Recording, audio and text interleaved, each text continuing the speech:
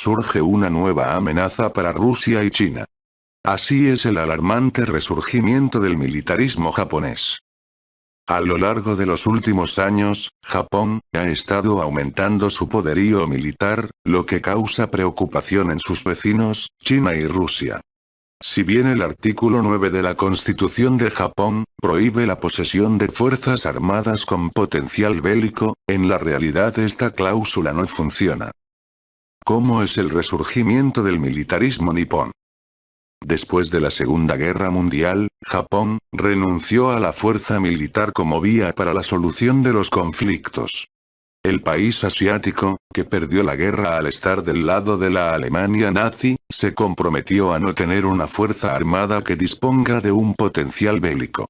La renuncia de Tokio a tener un ejército está inmortalizada en la Carta Magna del país asiático, aprobada en 1947.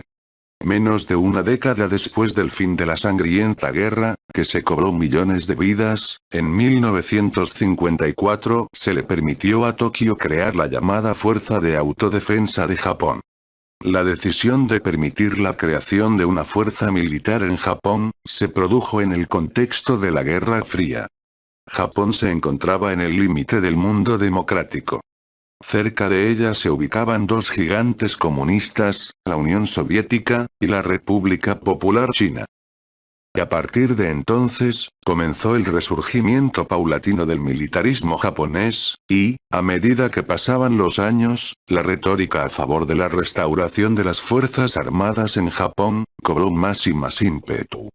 Lo más alarmante es que estas ideas son populares no solo dentro de la sociedad, sino también dentro de la cúpula política del Estado nipón.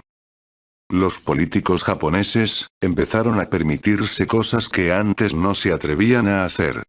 A partir de 1975, los primeros ministros de Japón visitaron en reiteradas ocasiones el santuario Yasukuni, el lugar donde yacen los restos de soldados japoneses, entre ellos, los restos de criminales de guerra, que cometieron delitos de lesa humanidad durante la Segunda Guerra Mundial.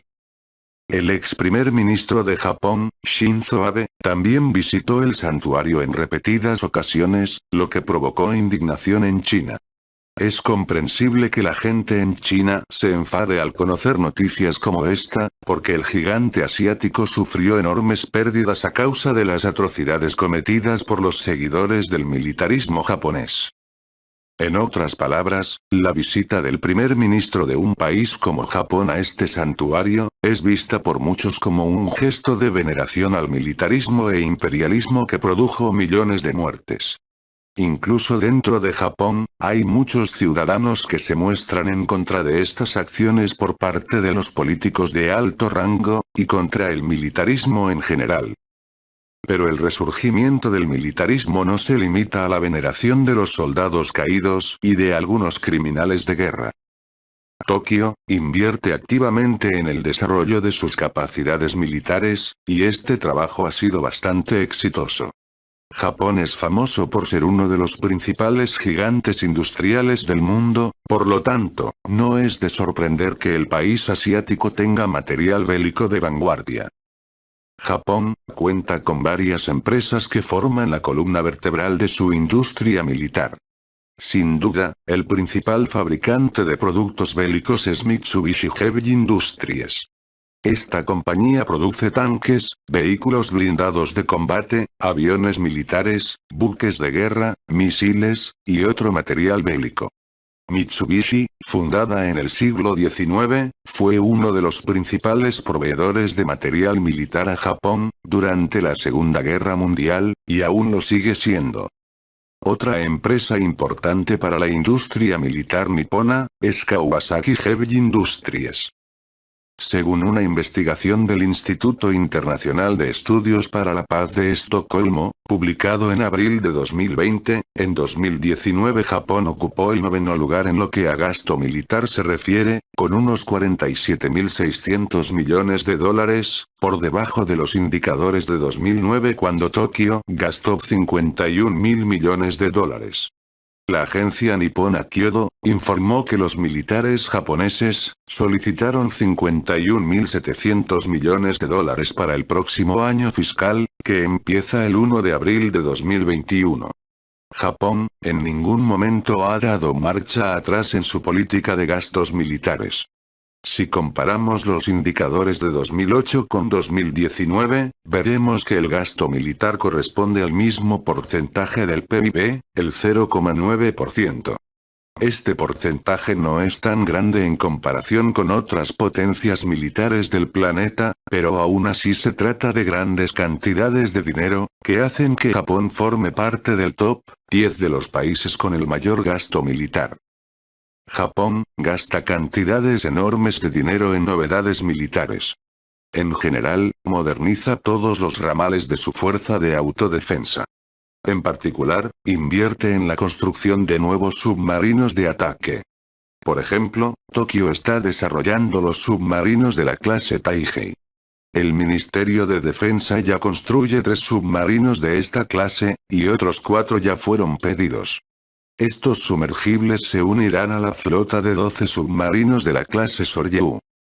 A causa de las tensiones en torno a la pertenencia de las islas Senkaku, reclamadas por China y Taiwán, Japón decidió convertir sus novedosos portahelicópteros de la clase Izumo, que lleva el mismo nombre que la clase de cruceros japoneses, que lucharon en la Segunda Guerra Mundial, para que sean capaces de albergar los cazas F-35.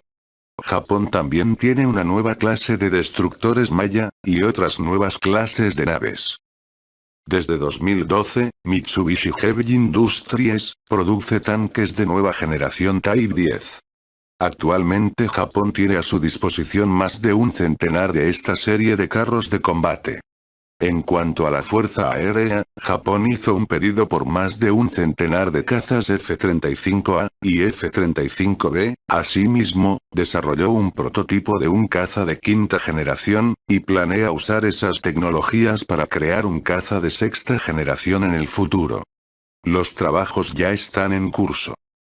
La única pregunta que aparece en este contexto es, ¿para qué Japón necesita armas de vanguardia, y por qué en tantas cantidades? Parece que es demasiado para defenderse, especialmente teniendo en cuenta que Estados Unidos tiene presencia militar en el archipiélago, y lo protege, y que a Tokio se le prohíbe tener fuerzas armadas con potencial bélico. Simultáneamente, Japón ya está en camino hacia la revisión del artículo 9 de su constitución. A Japón le gustaría jugar un papel más importante en la región, y por eso busca acumular más peso geopolítico a través del desarrollo de sus capacidades militares. Japón no solo mantiene una disputa por las islas Senkaku, sino que también reclama la soberanía sobre 4 islas del archipiélago de las Kuriles. Hay quienes dicen que en un conflicto armado con Japón, Rusia sufriría una derrota. Sin embargo, esta aseveración no es correcta. Si bien Japón tiene más aviones militares que Rusia, en el lejano oriente, Moscú es capaz de mover rápidamente sus aviones desde la parte europea del país. En cuanto a la armada, los puntos fuertes de la Marina de Guerra japonesa, son sus portahelicópteros y destructores. La armada nipona sobrepasa en el número de buques a la flota rusa del Pacífico, pero en caso de que sea necesario, Moscú podría aumentar su agrupación naval en el lejano oriente, que además estaría respaldada por la aviación. En cualquier caso, obtener la victoria en una teórica guerra entre Rusia y Japón, sería una tarea muy difícil para los dos. Pero lo que es aún más importante, es que un conflicto armado entre Moscú y Tokio, es muy improbable hoy en día. Rusia y Japón son socios económicos importantes, y cooperan en muchos otros ámbitos. No obstante, Moscú, al igual que Pekín, deberían estar preocupados por el creciente poderío militar de Japón. En este sentido, Rusia ha estado modernizando su agrupación militar en las Islas Kuriles. Moscú modernizó significativamente su agrupación militar en el archipiélago, en particular, en la isla Matua. Además, Rusia, recientemente desplegó en las Kuriles tanques armados con misiles. Se trata de los carros de combate T-72B3. Moscú efectivamente envió un mensaje claro a Tokio. Con el despliegue de tanques, Rusia muestra que está dispuesta a defender las islas en caso de cualquier agresión, y no las entregará a Japón. De hecho, el país euroasiático comprueba que es capaz de hacer frente a un posible adversario en caso de que sea necesario. Incluso si algún día el militarismo vuelve a dominar la agenda política nipona.